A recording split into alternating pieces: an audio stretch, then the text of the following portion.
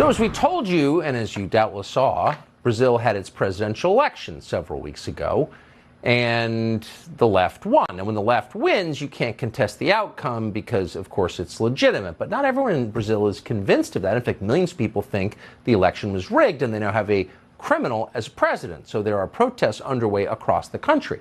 There are reports tonight from investigative journalist Matt Turman that the Brazilian military stands with the incumbent president, Jair Bolsonaro. Matt Turman joins us tonight. Matt, thanks so much for coming on. I know it's a complicated situation, but you follow this as closely as any English speaker. How would you summarize it? Well, you're right. It is a complicated situation. We are in day 29 of mass protests in Brazil, a democratic country with free elections. And we're talking not tens of thousands or hundreds of thousands, but millions. And what looks to be, when all said and done, will be tens of millions. This is the largest democratic protest in possibly human history. And the global media is crickets on this. It is totally being memory holed in real time. But the people are very clear. They do not want to be led by a convicted criminal. And recall, Lula da Silva was convicted in 3 separate courts of 12 charges by 19 judges unanimously, not Bolsonaro appointees. This was years before Bolsonaro.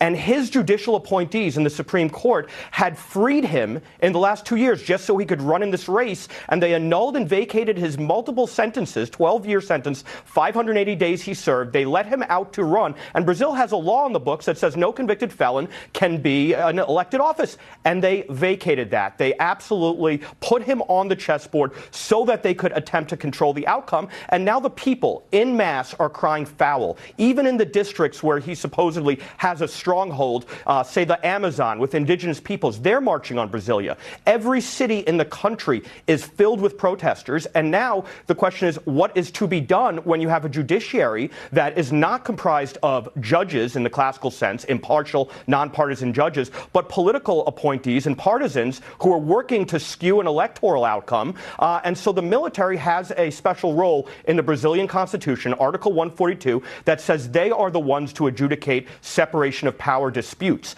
And it looks like this will be coming to a head. Amazing.